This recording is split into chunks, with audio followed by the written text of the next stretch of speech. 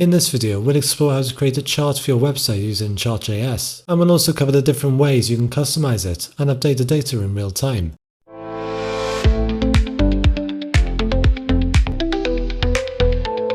Hey guys, and welcome to Azul Coding. To get started, I've set up some basic HTML and CSS, as well as this JavaScript file that we'll use to define the config for the chart. I've set this to defer so it'll run once the page is ready. We also need to include the Chart.js script here. All the code we'll be writing is available from the link in the description down below. So let's start by setting up our first chart. Once we've added a Chart.js script up here, the next thing we need to do is create a canvas element that will host the chart. It's good practice to add an ARIA label for accessibility, which will describe the chart to screen readers, and a role property set to IMG. It's also a good idea to wrap this canvas in its own container, allowing it to respond correctly when the user resizes the viewport. Let's head over to our JavaScript file. I've defined some constants for our container and buttons that we'll be using towards the end of the video, but the most important one is our chart's context. We simply need to call getContext on the canvas element and pass this through to Chart.js. To make things easy, I've created a helper function that will create a chart for the given chart type, which could be bar, line, pie, etc.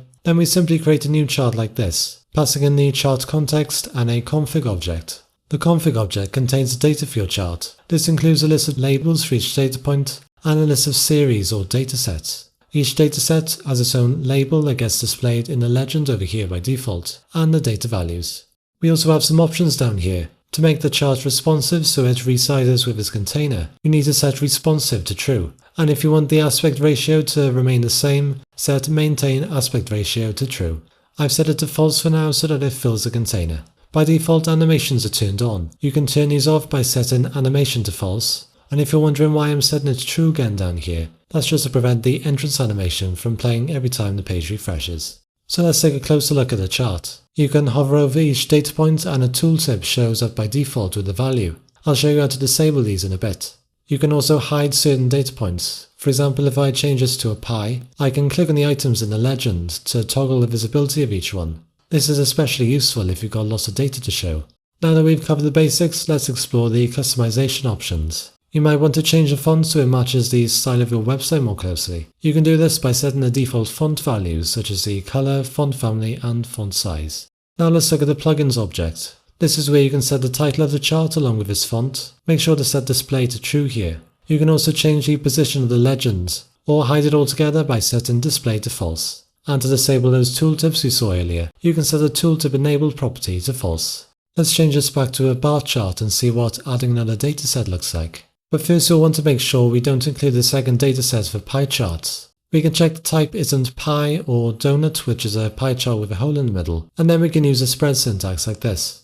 What we're saying here is that if it's a pie chart, spread out an empty list, which essentially does nothing, and otherwise we'll spread out a list containing the second dataset. We can also customize the axes, and again we don't want to do this for pie charts. We can use the spread syntax here, but because we're spreading this out into an object, we can simplify this down and use the AND operator. So basically we're only including the scales property if isPie is false. We then need to set the properties for each axis, X and Y, and I've set the color for each of them along with a title for the Y axis. The properties for the axis title are the same as the ones for the chart title we covered earlier.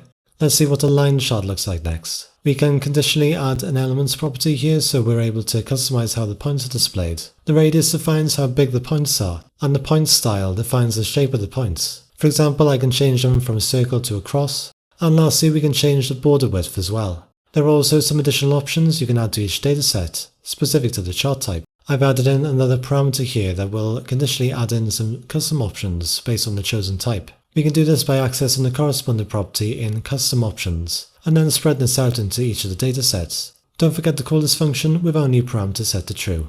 For bar charts, I've set the border width of each bar to 3. We can also convert line charts to area charts by setting fill to true. For pie charts, we can set the spacing like so, and define a set of colors as we can do for all types of charts. And lastly, for donut charts, we can specify how big the hole or cutout is, using a percentage value. We've covered quite a few things already and there are many more options available for you to try out. Check the link in the description to see the full documentation. Let's finish off by seeing how to update the chart in real time. I've created a new update data function that will get called when the update data button is pressed. In the function, we're essentially editing the data we need and then calling update. And so if I click on the button, the data updates as intended.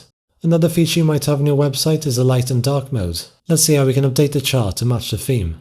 In this toggle theme event handler, I'm toggling the value of a new dark mode boolean variable, and then based on that we can set the appropriate colours. Given that our chart has a transparent background by default, we can just set the background colour of our containing element like so.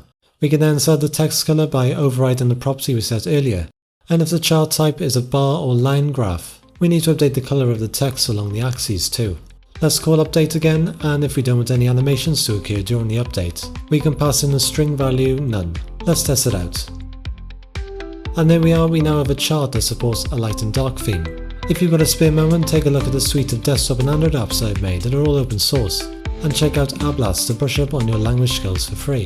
The link to these projects is in the description down below. Be sure to leave a like if you enjoyed this video and subscribe to keep up to date with the latest from Azul Coding. Thanks for watching and I'll see you soon.